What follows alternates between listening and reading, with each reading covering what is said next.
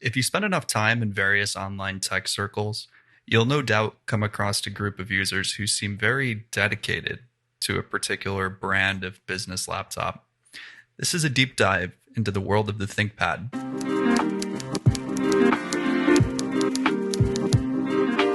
So it was early February, and I was about 3 beers into Friday evening. 4 beers into Friday evening, when I came across the subreddit r/ThinkPad. What was this, some kind of virtual circle jerk of a subreddit? I watched in a haze of confusion, bewilderment. These folks had opinions about things like screen aspect ratios, the tactile feel across various models. I mean, I thought I'd maybe accidentally found myself on 4chan again or something. Wait, was this a meme? Not exactly. See, this community of technophiles were just very devoted to this rather plain-looking line of business laptops. But why? If you've never worked with computers before, we'll teach you the basics. Soon you'll actually be able to demonstrate it to yourself. IBM, helping put information to work for people. IBM is, or I guess was, an American computer manufacturer. They made everything from mainframes to punch card machines to a lot of the early personal computers. IBM was a staple in the workplaces throughout most of the 20th century. And they had many customers, including, oddly enough, Nazi Germany, who found these machines quite suitable for tabulating whatever it was the Nazis were tabulating in the 1930s in Germany. The ThinkPad line emerged in 1992 as the 700 series, and it was bought by corporations far and wide. They were prized for their power, portability, well-thought-out designs, which was apparently inspired by Japanese bento boxes. And while I wouldn't eat sushi off the thing, I can see the resemblance. See, most portable computers at the time looked like this. And this was the ThinkPad 700, which was the first of several ThinkPad models in the early 90s. These early machines marked an advancement in portable computing power, and IBM iterated on this design, adding color displays, optical drives, Pentium processors. It really was the standard for business-class portables. These things were built for demanding work and were prized for their ruggedness and reliability. ThinkPads have been used in space on the ISS. They've found homes at research stations in Antarctica. And someone took one to the freaking Arctic Circle for some reason. Anyways, pretty much anywhere a human might take a computer, a ThinkPad's probably been there. The things have been around for 30 years. They've seen some shit. But then there was the Great Divide. When IBM sold off their personal computer division, including the ThinkPad name, in 2005, they sold it to a Chinese multinational technology company named Lenovo. Did I mention they still use these things on the space station? Like, it's funny to me how sensitive we are about using Huawei equipment in the West, but NASA has no problem taking Lenovo ThinkPads to the space station. So anyways, IBM became a services company and they stopped producing traditional hardware products. All good things must come to an end, right? And here was one of the first great debates I came across that night on Reddit. Users were arguing about the general declining nature of the line when it went from IBM to Lenovo. Others argued that modern ThinkPads are no better than similarly spec Dell or HP laptops like the Latitude or the ProBooks. And I guess some other folks felt that this was tantamount to treason. But nonetheless, most agree that there are some coveted qualities associated with the ThinkPad name.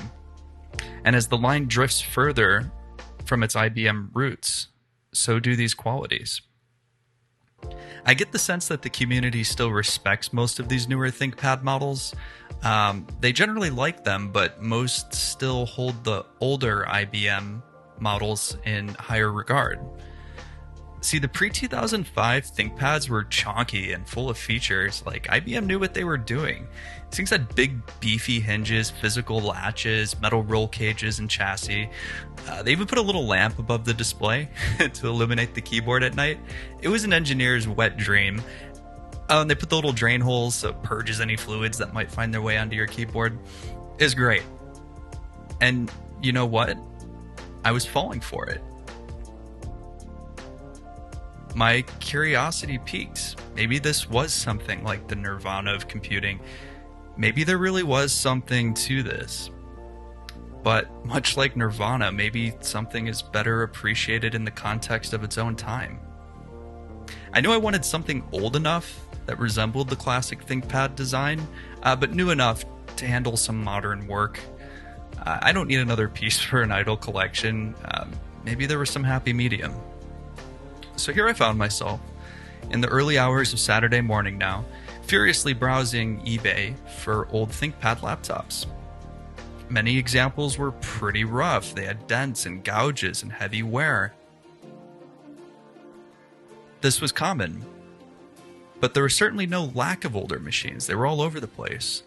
Surely I would find something suitable. So I kept looking. So I settled on the T420. It's one of the more desirable models from Lenovo in the early 2010s. It was newer, but not too new.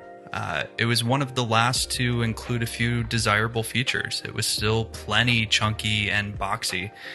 It was highly upgradable. It still had proper mouse buttons. It featured like that critically lauded keyboard feel, and it still had that cool little keyboard light. Man, do I love that thing. Like, what do you need a backlight keyboard for when you have ThinkLight? And you can light up other things, like papers that you might need to read or something.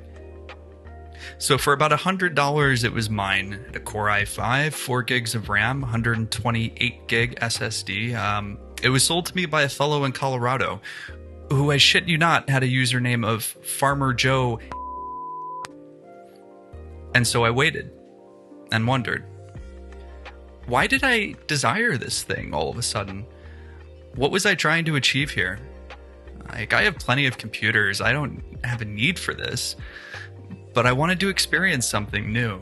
I wanted to understand what it was about these things that compelled other users to form communities around them. Perhaps I had some desire to feel a part of that community, not just be on the outside looking in. I don't know. COVID must have done like some weird isolating kind of lasting effects on me. But what happens when we assume products as part of our identity? Jean Baudrillard would say that consumerism just superficially attempts to fill a hole in ourselves, and that these sham objects or characteristic signs of happiness do not have any real power to provide us with any happiness. But what about the experiences they provide? The enjoyment that comes from using them? What about the communities that form around these cult items and the interactions with said communities? The product's not necessarily to be the source of happiness here, not directly. So is that any less valid? Then something strange happened. I had a collection now, and it was multiplying. See, as I waited for this new machine, opportunity presented itself. A colleague was disposing of his old work laptop, and I managed to get my hands on an old ThinkPad T42. This was a much older machine. It was made in 2004. It was one of the last that were built and sold by IBM still, and it was pretty high-end for its time. It had 256 megs of RAM, Intel M processor, 40 gig hard drive, and it was also one of the few laptops at that time to feature a full IPS display. And this thing is freaking solid. It looks like a relic from a different era with its almost brutalist design. It ran Windows XP and it was covered in Disney-themed stickers when I got it. I'm gonna guess that it hasn't seen any business use in quite some time. There was also no password on it, so I logged in and poked around a little bit. Windows felt slow and tired on this old machine. I'm not sure what else I was expecting, but it needed a more modern OS. There was no way I was going to let this thing loose on the internet in this state. I would feel better about going to a whorehouse with no condoms than letting something with XP on the internet nowadays. So I installed Linux on it, and it felt somewhat usable, like far from modern performance, but usable for some tasks. The keyboard was fantastic, and it was an absolute pleasure to type on. It had a great amount of key travel. I could pound away on the thing all day long. The screen was just as tall as it was wide, and it was surprisingly nice. Even compared to modern displays, it really looks pretty damn good. This thing here, this nub, this is called a track point, and it's actually kind of fantastic. Like, you don't need to move your hand from the keyboard to mouse over something when you have a track point. I was beginning to understand the appeal. I could see why so many folks hold these machines in such high regard. In a world full of sleek and sexy tech devices, these things are downright plain and almost austere. But it feels reassuringly dependable, and it harkens back to a time when products were built to serve a specific purpose and serve that purpose for a really long time. But technology has this habit of advancing very quickly, and contemporary technologies don't tend to play well with those from yesteryear. It doesn't support WPA2, so Wi-Fi is out of the question, and most web pages still load quite slowly. It's an interesting novelty, but not something I had an immediate use for, and so it sat. And then Farmer Joe came through. The T420 arrived. I don't know what sort of bean counting he did with this thing, but it was in good shape. Like, it was clearly well cared for. The machine booted up, and I watched in anticipation as Windows logo graced the 14-inch display. And then I understood what r/ThinkPad meant by the word abysmal. The display was truly terrible, like somehow worse than the older T42, and I don't know how a machine that's almost 10 years newer has such a worse display.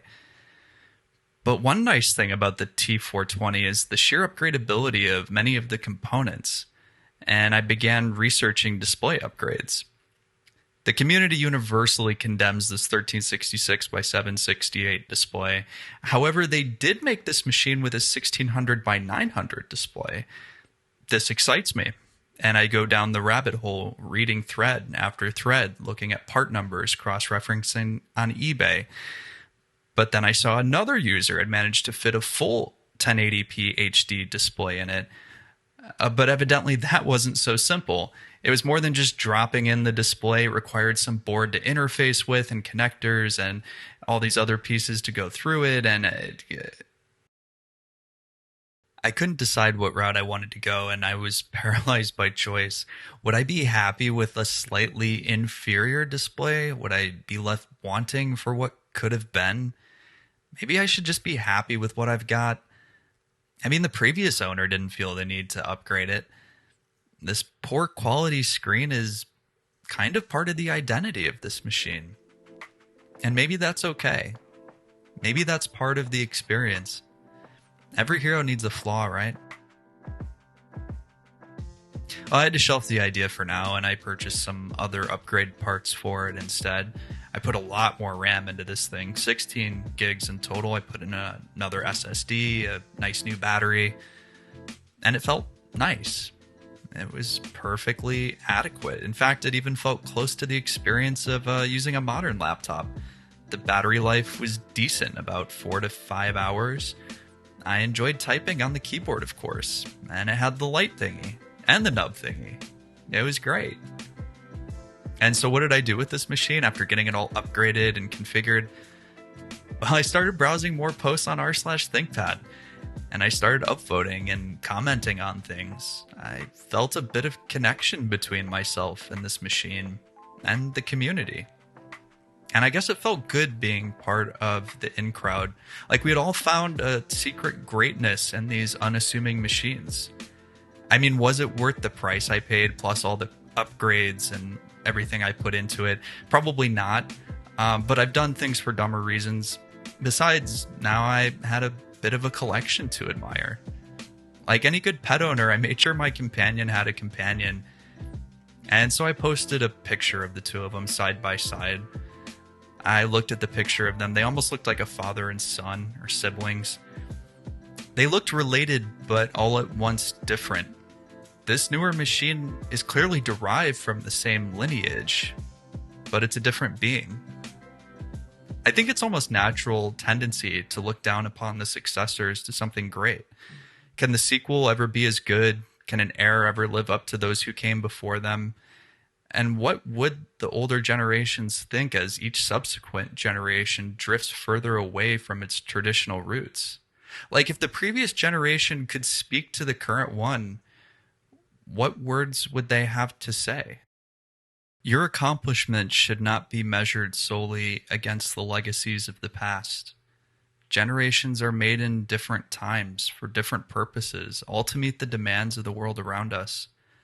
One must adapt to the landscape that we find ourselves in, and that's a worthy measure of success. You're exactly where you need to be. You're doing fine, kid. Well, I appreciate you taking this journey with me. I guess my initial goal here was to document my experiences with ThinkPads and the communities around them. I really don't know how this ended up drifting into my thoughts on legacies across generations and postmodern consumerism. But maybe you got something out of this or just enjoyed hearing about my experiences. Either way, I guess I'm glad somebody actually made it to the end of this journey with me, so thank you.